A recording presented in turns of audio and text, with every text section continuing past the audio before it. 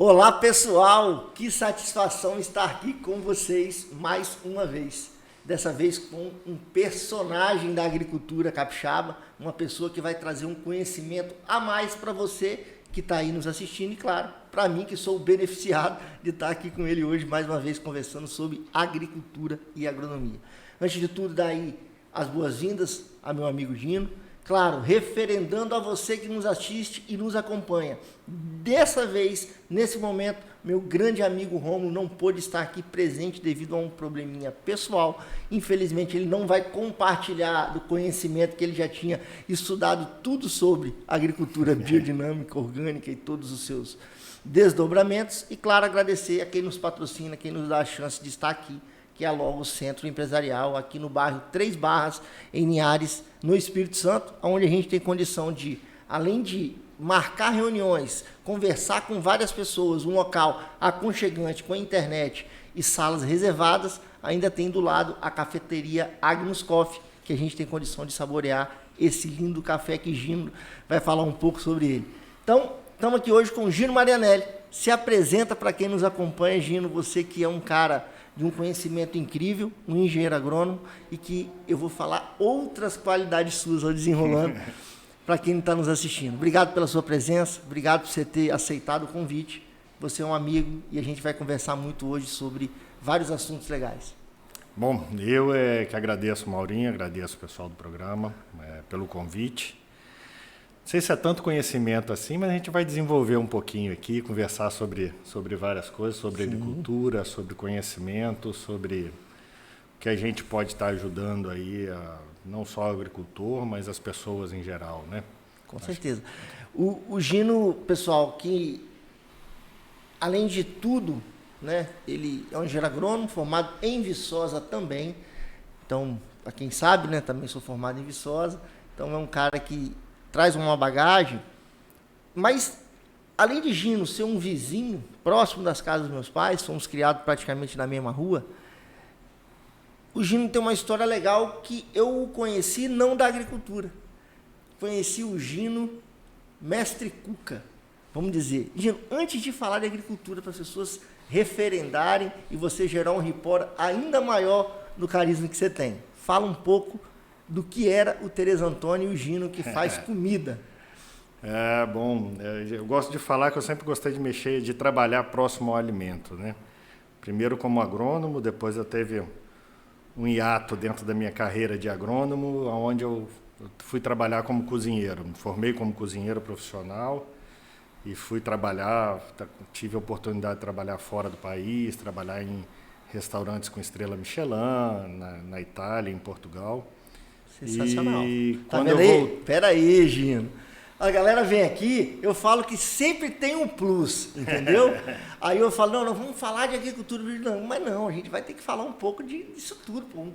Um amigo nosso, daqui da nossa cidade, o nosso programa, esses dias a gente falou com uma barista que começou, vamos botar assim, uma carreira meteórica, né? Uhum. E eu sei do seu potencial, sei fui seu cliente como restaurante, você sabe, minha família toda era fã do restaurante Tereza Antônio quando começou, e eu sei da qualidade e da competência, viu? Por isso que eu quis mostrar, Gino, porque assim, a gente vai falar de alimento, mas desculpa te interromper, dar esse parênteses, porque quem às vezes está nos acompanhando do Brasil e do mundo, né?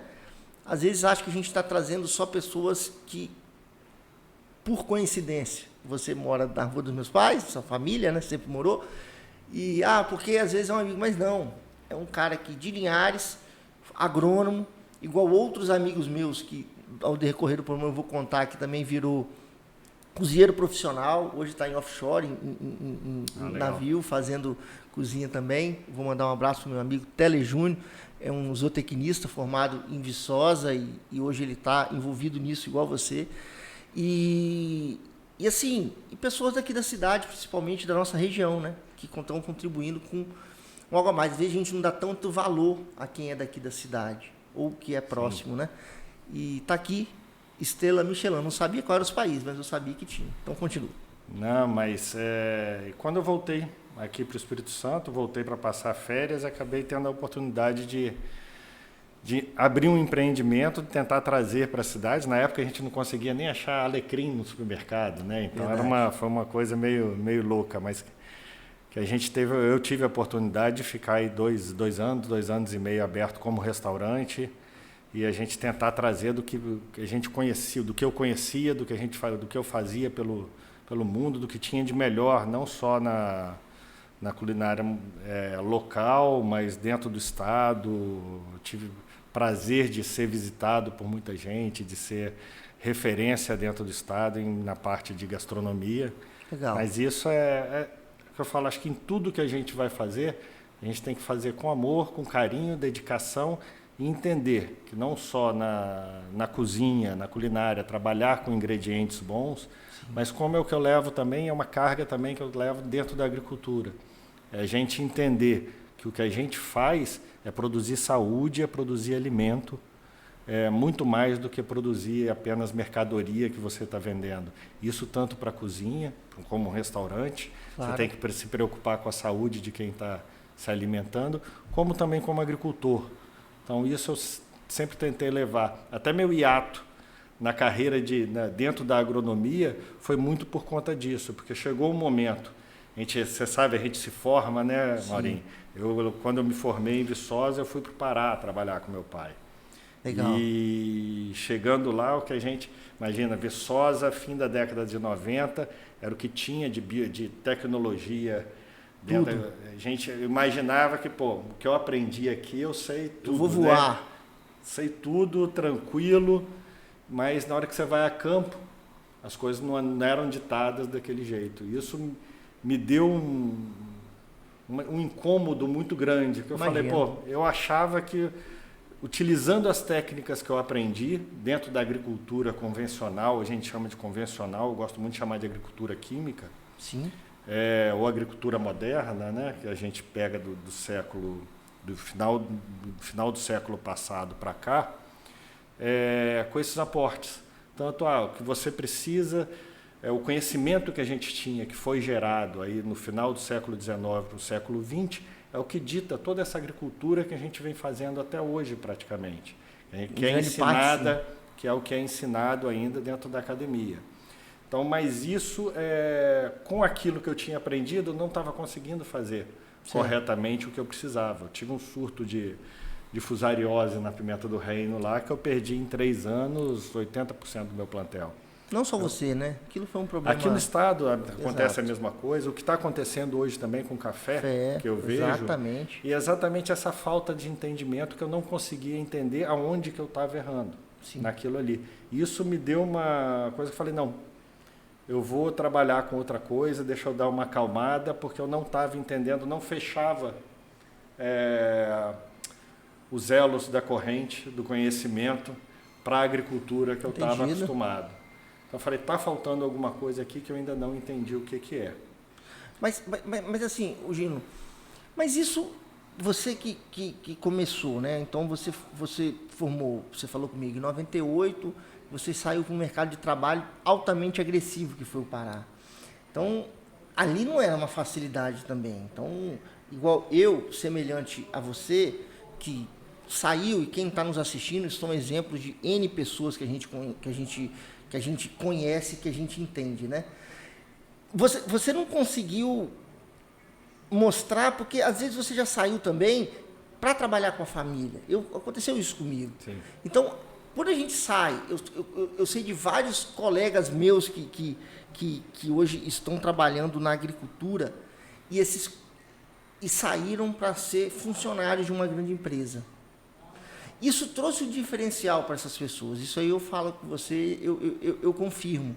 Porque não que a gente que voltou para dentro de casa e saiu para o mundo de trabalho dentro, a gente não sabia ou não tinha capacidade. Pelo contrário, eu aprendi muito, né, fazendo muita coisa assim. Mas quando você vai para fora e entende de uma realidade, de um mundo completamente diferente, isso é uma dica que eu dou para muitos pais, do mesmo, de coração.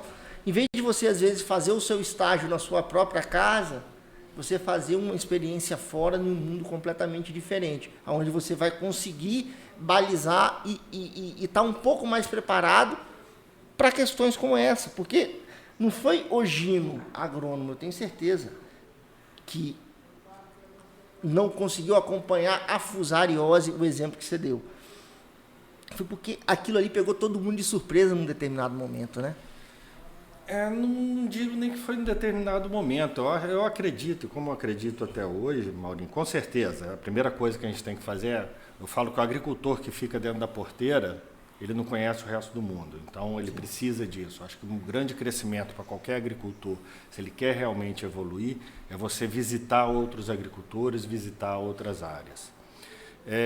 O que acontece não só com a Fusário, mas aconteceu com a soja, acontece com o milho, a soja com vários problemas, desde nematóide, como a ferrugem asiática e outras coisas que vêm acontecendo. O que acontece hoje na agricultura em geral é uma perspectiva devido à própria linha de raciocínio que a gente tinha, que começou exatamente no século passado. Sim. Se a gente for pensar a agricultura hoje, em como ela foi moldada década de 70. Ela foi moldada, na verdade, dentro de conhecimento que vai lá atrás, desde Justus von Liebig, com toda a gente até hoje fala da caixa da lei do mínimo.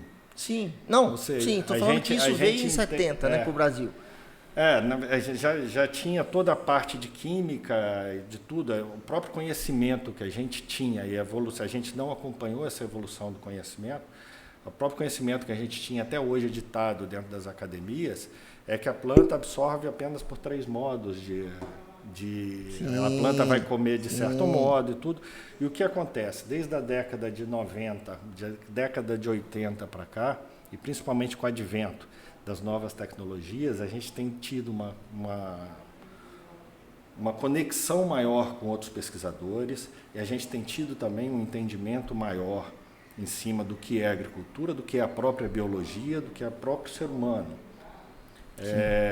Acho que para quem não me conhece também, hoje eu não só, depois do curso de agronomia, já em 2015, 2016, eu fiz uma pós-graduação em agricultura biodinâmica e comecei a integrar um grupo que, na verdade, começou pelo WhatsApp, com agricultores, principalmente do Centro-Oeste e do Sul do país, que estavam procurando modo de fazer uma agricultura diferente, principalmente por quê? Porque a carga de custo estava muito grande. Entendi. Aí eram grandes agricultores, com cultura de soja, milho principalmente, e vários pesquisadores, tanto da Embrapa como de algumas outras instituições. Esse grupo a gente começou a chamar de Grupo de Agricultura Sustentável. Esse grupo foi crescendo. De um WhatsApp a gente virou um grupo de Telegram com mais de 1.000 pessoas, com 2.000, 3.000. Há 2 anos atrás, a gente precisou se transformar em uma associação, porque depois de 3 fóruns nacionais, a gente foi para o 4º Fórum Nacional ano passado, vários encontros regionais com várias pessoas. Hoje a gente tem 3.800 associados. Que legal, pelo Brasil inteiro. Como é o nome da associação? Grupo Associado de Agricultura Sustentável, chama GAAS. Hoje a gente tem representantes dentro do Ministério da Agricultura, pessoas ligadas ao Ministério da Agricultura, Embrapa, várias pessoas, a ProSoja, acho que os principais diretores da ProSoja hoje fazem parte do grupo. Legal. Então a gente teve uma atuação muito forte no desenvolvimento do Programa de Fertilizantes Nacionais no ano passado, junto ao governo passado. O Programa de Bioinsumos também a gente brigou bastante por essa necessidade.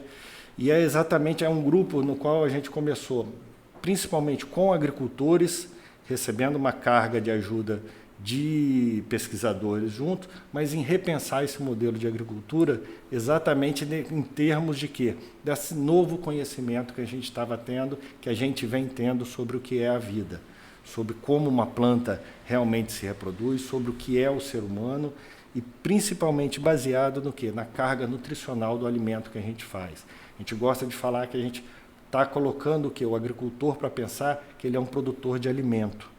Não é um produtor simplesmente de mercadoria. Entendi. E é isso que cada produtor ele tem que parar para pensar. Que, na verdade, você está produzindo algo que é para a sua saúde. Então, nisso tudo, a gente tem que ficar muito bem ligado. Eu tô encucado aqui, porque assim, quem nos acompanha e não sabe, por que o Gino foi, Maurinho, você chamou e tal. Quando eu era secretário de Agricultura em Linhares, Gino, eu já conhecia da faculdade o que era agricultura orgânica, sustentável, agroecológica, biodinâmica, de conhecer a fundo. Eu nunca tinha me envolvido tanto, por mais que a gente esteja num mundo, né, globalizado, e que você estuda e procura entender. Você me abriu as portas de verdade, a gente conversou muito comigo em várias oportunidades sobre isso, e até o ponto que eu, vamos botar assim, né, saboreei o seu café biodinâmico, comprei várias vezes, até pouco tempo, eu acho que eu até tinha ainda, o Conilon biodinâmico, que era o patinho feio, não era isso? Era o Ugly Bird, o passarinho feio. Passarinho feio, isso aí. Era o Sítio do Macuco. Sítio do Macuco, exatamente. Então, e era uma referência, porque na época não tinha tanto. Você saiu na frente e foi um sucesso, e eu confirmo que foi, porque a gente ficou muito...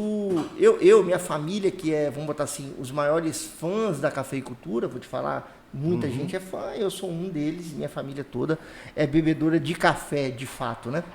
Então, quando você fala da mudança de um paradigma, e eu que sou envolvido dentro do meio de agricultura, parece coincidência, é isso que eu ia te perguntar, né? Por isso que eu estou encucado. Quando vocês começaram a montar uma associação a nível nacional, que hoje é representativa de vários órgãos, 3.800 associados de agricultura sustentável, que engloba tudo que seja dentro da área de sustentabilidade. Foram vocês mesmos que contribuíram para que nessa virada, porque há 3 anos atrás ninguém falava em defensivo biológico. Hoje a gente vai ter um colega que vai vir participar com a gente, que eu já convidei e aceitou, Gino, que é um grande entusiasta da agricultura, principalmente da cafeicultura. Ele é um RTV de uma grande multinacional, e que ele já veio me falando, Maurinho, a virada de jogo da empresa hoje, que é uma gigante, uma das maiores do mundo, é no desenvolvimento de tecnologia biológica para a agricultura. Então, e era o químico. Sim. Então, por isso que eu estou perguntando, você acha que vocês, de fato, foram um grande que contribuíram para levar isso? Porque quando a soja entra, o milho entra...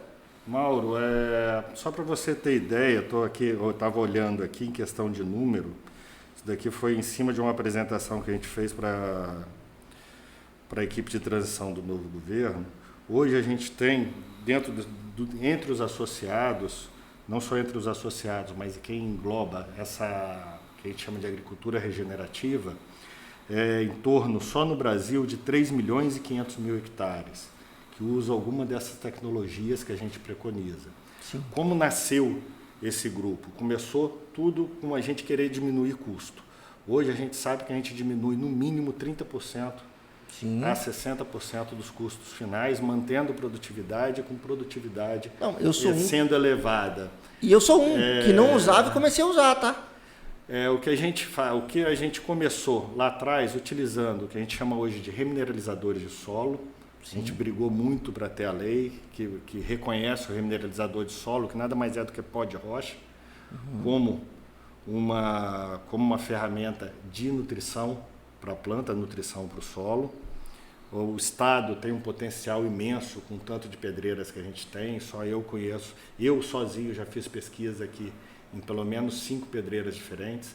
O que precisa é essa conscientização, que precisa quem são os donos da pedreira ou quem mantém esse material em registrar, em conseguir isso daí, porque hoje a gente tem aval isso, consegue até financiamento para a pessoa poder consumir isso daí. Hoje o Plano Safra abrange também os remineralizadores. Tem gente trazendo remineralizador aí de 2.500 quilômetros. Mas explica para quem não conhece, o que é o remineralizador? Vamos falar assim para quem está, o agricultor, o produtor, ou às vezes qualquer um que está nos assistindo que... A gente tem que parar para pensar que o solo que a gente pisa, ele veio de uma rocha. Sim. Ele é parte de um temperismo de uma rocha. Claro. Quando a gente pensa isso daí, em 1848, um pesquisador, na verdade um médico alemão, ele já escrevia um livro falando sobre remineralizador de solo, que chama Pães de Pedra. Que nada mais é do que, se o solo, todo solo, ele é de origem de uma rocha, se você pegar uma rocha específica e moer ela finamente, você já está diminuindo a velocidade, o tempo de intemperismo. O que a gente entrou dentro do grupo, dentro dessas pesquisas que a gente tem dentro do gás, foi que a gente englobou várias coisas diferentes. O remineralizador nada mais é do que rocha moída. A gente escolhe a rocha com determinadas características, praticamente todo adubo ele vem de uma rocha, aí ele vai ser tratado quimicamente para virar um adubo solúvel, mas ele vai vir de uma rocha ou vai vir do ar, que são o caso dos adubos nitrogenados, né? Mas o remineralizador nada mais é do que uma rocha com potencial dele fornecer a curto, médio ou longo prazo nutriente para uma planta. Sim, entendi. O que a gente engloba nisso, o que a gente fechou esse circuito dentro do grupo de agricultura sustentável, que os pesquisadores agora também estão aceitando, é o que? A gente consegue acelerar esse intemperismo, é o que a gente chama de biointemperismo. Com o quê? Com uma adição ou uma revitalização do solo com os produtos biológicos, aí a gente começa... bactérias. A gente tem desde produtos biológicos isolados, que são os fornecidos por essas empresas multinacionais, como você também hoje tem capacidade de você multiplicar dentro da sua própria área, praticamente tudo que as multinacionais produzem, você consegue dentro da sua própria área. Entendi. É uma questão de ajuste só. E que é onde eu trabalho nesses últimos 4 anos, eu tenho me dedicado principalmente a estar passando isso no Brasil inteiro, falando muito sobre remineralizador de solo e falando sobre essa multiplicação de comunidades em bioativação de solo. E utilização de plantas de cobertura. Claro. Porque para você gerar vida, hoje a gente tem um entendimento de que o solo, na verdade, é um organismo vivo, no qual a planta também está inserida nela, e a planta também depende desses micro-organismos que estão no solo para estar aproveitando melhor aquilo que tem dentro do solo. Então, é um ambiente, que a gente aprendeu sempre era uma coisa muito retilínea, né? Era. E cada vez mais a gente está vendo que são as coisas, na vida nada é muito retilíneo ou muito simples. Durante anos, a gente tentou separar as coisas para ter um entendimento retilíneo em cada coisinha ali. E a gente vê que é muito mais complexo isso, né? Mas é um complexo com facilidade de entendimento, porque isso traz uma facilidade muito grande quando a gente vê que é muito simples algumas coisas. Sim, mas eu vou dar um exemplo. Hoje a gente, querendo ou não, a agricultura capixaba, ela esbarra muito na cafeicultura. A agricultura capixaba, 80% dela, vamos botar assim, vem de uma base forte de cafeicultura de Conilon, e o Arábica também teve um momento. E hoje você vê grandes amigos nossos, né, que só utilizavam do herbicida, principalmente, na cafeicultura, e as maiores produtividades hoje estão das áreas, isso eu falo porque eu comprovei e vi, dos produtores que estão fazendo uso da adubação verde da entrelinha. Então, era uma novidade. Eu não sei se você acompanha, né? Um dia desses eu coloquei no meu Instagram, na minha rede social. As pessoas estão sempre pedindo para eu falar um pouco da cacauicultura, sobre o que eu faço de diferente, por que o meu custo na cacauicultura é tão mais baixo do que alguns outros colegas. Não faço mágica, igual você falou, dentro da facilidade.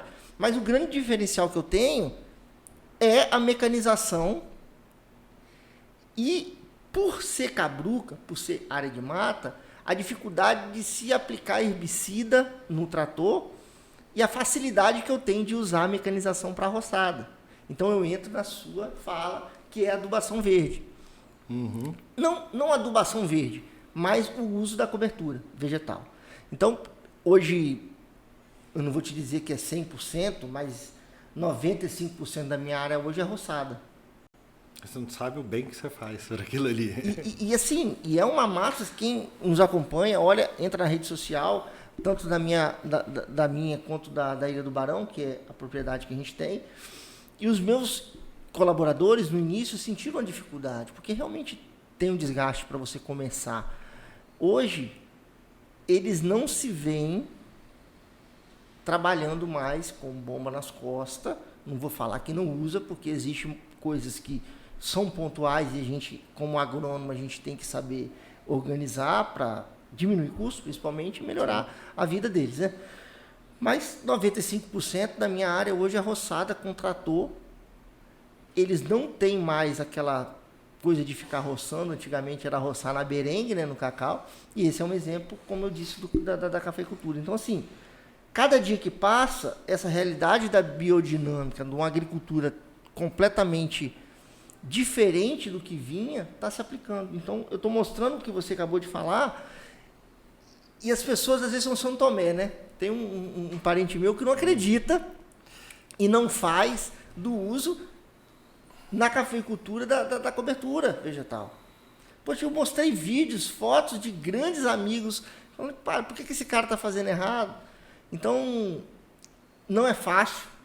E a gente, principalmente, né, a facilidade do herbicida para alguns locais, a pessoa não está vendo o benefício de você usar uma cobertura morta e diminuir o uso dos defensivos dentro da agricultura.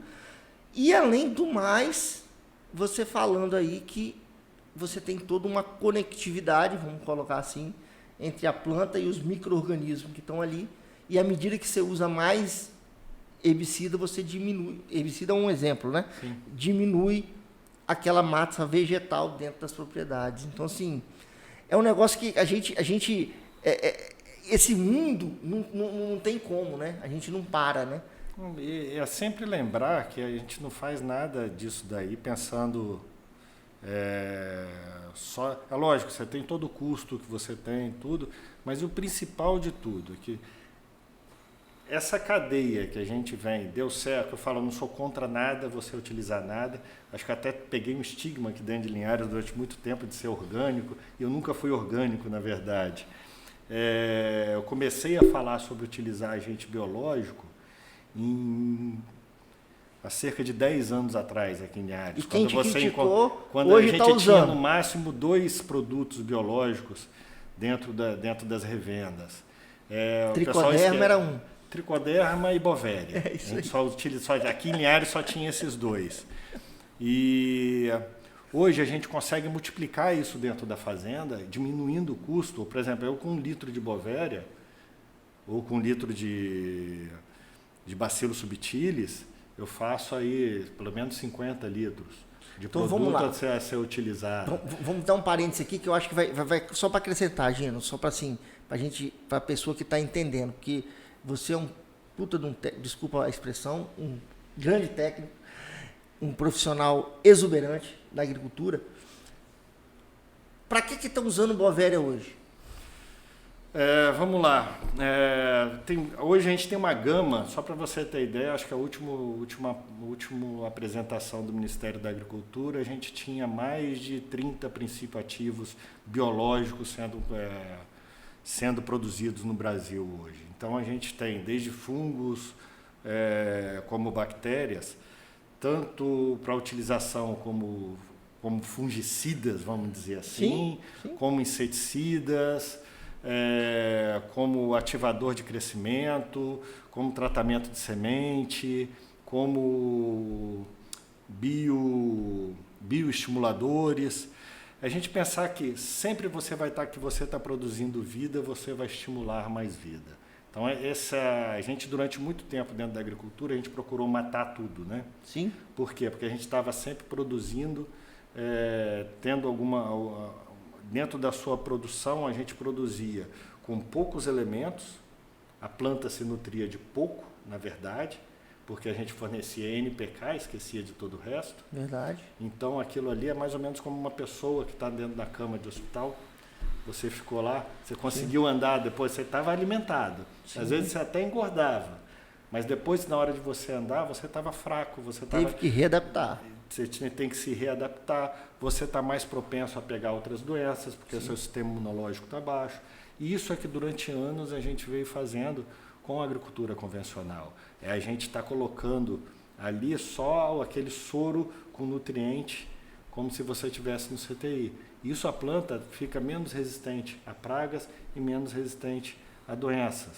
Aí nisso tudo é a própria cadeia, coisa que te fornece o adubo químico, também te fornece ali o fungicida, porque a sua planta está específico para aquilo ali. Não, mas aí depois do fungicida que você bateu, teve um ataque de praga. Aí, para quem trabalha com café, lembra um pouquinho disso. Quando você é isso mesmo, gente. Coloca no cacau uma coisa, também, vou falar aquilo que eu entendo. A vaquinha, vou falar pontual, porque assim, é legal que as pessoas entendam que existe esse mundo. O grande problema do cacau que eu não vejo tanto problema mais. A vassoura foi um mega problema e a trigoderma é um. Então, que resolveu bastante, mas ainda... Só que as plantas se auto-adaptaram também a uma tolerância. Sim. Um problema sério que a gente tem é a vaquinha e o carneirinho. Eu nunca tinha aplicado um biológico para eles. Eu apliquei agora, a primeira vez. Coloquei Bovéria? Exato. Então, e existem outras cepas, né? Então me passaram com uma cepa mais, vamos botar assim, específica. Só para você ter ideia, no caso da Bovéria, a Bovéria é o fungo mais cosmopolita que você tem. Aqui nessa mesa agora tem Bovéria, como tem Bacillus subtilis também.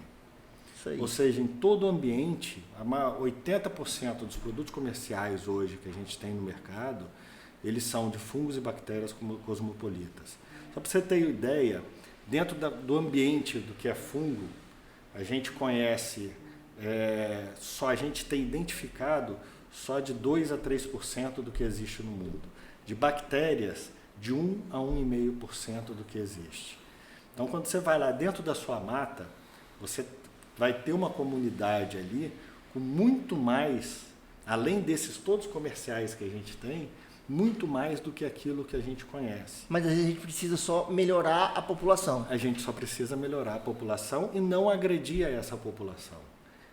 Legal. Porque tudo na vida, um dos problemas que eu vejo hoje mais para frente, na utilização dos biológicos, hoje a gente está tendo principalmente das empresas e tudo, uma visão como você utiliza um fungicida ou como você utiliza um inseticida.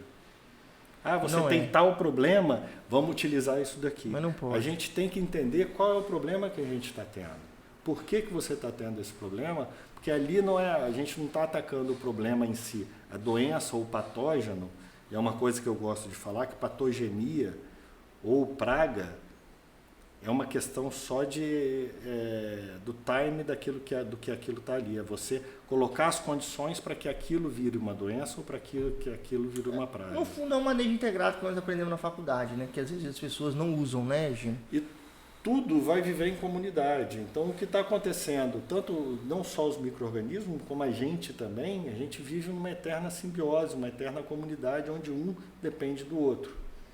Uma visão nova aí a partir dos anos 90 que a gente tem, que é do holobionte, que é o quê? Que não existe mais ser vivo que vive sozinho. Essa visão individualista que a gente está deixando para trás. A própria visão darwiniana que a gente tem de que a vida é sempre uma batalha, a gente está deixando para trás com os novos conhecimentos que a gente vem tendo, que a biologia vem tendo. Em 1991 foi criado um novo termo, que é o holobionte, que é o quê? Hoje nenhum né, macro-organismo, a gente sabe que nenhum macro-organismo mais ele é sozinho. Na verdade, a gente é um ecossistema à parte. Você que está aí, ou eu, ou qualquer outra pessoa, a gente possui em torno aí de 10 trilhões de células no nosso corpo. Desses 10 trilhões de células, a gente só tem 1 trilhão de células que tem o nosso DNA. 90% das células que habitam o seu corpo e coexistem com você no seu dia a dia são células simbiontes. São células de outros organismos que estão vivendo com você.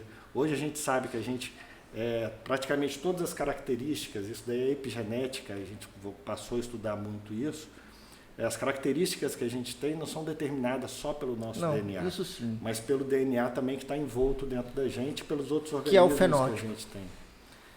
E não só o ambiente, mas como os outros organismos que vivem junto com a gente. Gente, ó, é aula. Eu falo que o Desenrolando Podcast, Gino, não é mais entrevista ou um bate-papo. Está sendo aulas ao vivo que a gente está dando, porque estou aqui para rasgar cedo para você não, e outros que estão vindo e que vão por vir. É porque traz uma ideia para quem não conhece de agricultura sustentável, agricultura em si, de fato, né, a biologia das coisas, porque eu te dou os parabéns, porque assim, eu sei que às vezes a gente fala termos um pouco mais técnicos, pessoal, para quem está envolvido diretamente, mas assim, é uma concepção de vida, que a gente passa a ser. Eu sou uma pessoa que não tem nada contra o químico, pelo contrário, estou envolvido diretamente, mas assim, a minha propriedade rural e de quem eu vivo, eu já intuitivamente, sem você me dar uma aula igual de hoje, de outras conversas, eu já estou fazendo. Porque eu vejo que também esse ciclo de aplicar um remedinho, aparecer outro problema, aplicar um remedinho, aparecer outro problema, aplicar um remedinho, isso é o que a indústria, na maioria das vezes, quer. E às vezes você não está tão... Mas vou deixar você falar o nosso tempo, infelizmente, com o Gino. A gente vai ter que trazer ele aqui depois para um bate-papo maior. Eu queria ver Gino Marianelli e Fabrício Carrarito conversando juntos sobre agricultura aqui nessa mesa. O Fabrício faz um trabalho muito legal. Que a gente vai ser uma loucura esse podcast, botando esses dois juntos, que a gente vai falar de conhecimento técnico sensacional. Mas assim, dá o esclarecimento final, dá um recado a quem nos assiste de uma ideia do que você pensa para essa agricultura futura.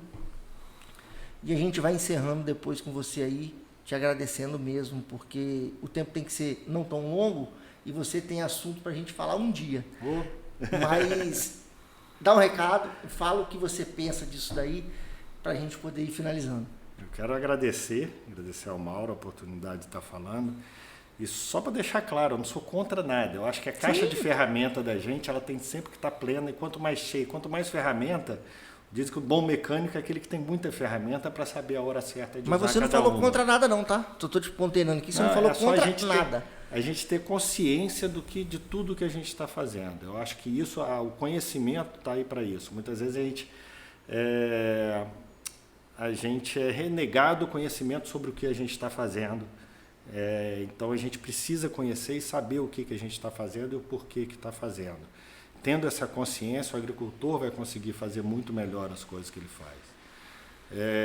Queria convidar as pessoas, para quem não conhece o GAS ainda, a gente tem plataforma tanto na internet quanto no YouTube. No YouTube você vai encontrar todos os fóruns, várias palestras, várias pessoas com quem a gente trabalha junto, desde o Ernest Gush, da agricultura sintrópica, quanto a grandes agricultores com áreas aí de 30, 40, 50 mil hectares, todo mundo trabalhando junto em prol dessa nova agricultura. Então não é coisa nem de bicho grilo, nem de mega empresário. É coisa para ser que tanto o pequeno quanto o grande agricultor pode se adaptar. Então, para quem não conhece ainda no YouTube, você vai lá, só colocar GAAS, G-A-A-S, ou Agricultura Sustentável, Grupo de Agricultura Sustentável, que acaba direcionando para o link do YouTube. Lá você vai encontrar várias palestras legais, tem 2 minhas lá também. Legal. Eu falo mais em abrangência de muita coisa, mas tem muita coisa interessante lá dentro. Sensacional. Então, assim, pessoal, eu só tenho que agradecer a você, Gino, porque realmente é conhecimento. Para quem nos acompanha, tudo que Gino explicou, as plataformas, a gente vai deixar os links aqui na nossa rede social, junto ali do nosso post. Então, você que tiver curiosidade e aprender um pouco mais do que é essa nova agricultura, ou não nova, né? Um modelo sustentável de agricultura. É importante se você associar. Eu já faço parte, em partes, da minha forma de trabalhar. dentro desse modelo. E assim, agradecer e desejar a você uma boa sorte, que Deus ilumine sempre a sua vida aí e leve conhecimento ainda mais a quem precisa e botar aí uma minhoquinha na cabeça de quem não acredita tanto, para passar a acreditar nesse novo modelo. Então dá um tchau para a galera aí, que eu vou despedir também. Pessoal, obrigado. Lembrando sempre que você, dentro da sua propriedade, você tem tudo o que precisa praticamente para você fazer uma agricultura. Muitas vezes não precisa você nem sair da sua porteira. Isso aí. Só então, aprender. Isso aí. Pessoal, mais um grande bate-papo sensacional. Gino Marianelli e toda a equipe do Desenrolando Podcast, dando mais um abraço ao meu grande amigo Rômulo, que hoje não pôde participar, toda a nossa equipe e, claro, a Logos Centro Empresarial, que patrocina a gente nisso aqui. Valeu, pessoal. Valeu, Gino. Obrigado, valeu, pessoal. Um abração. Tchau, tchau.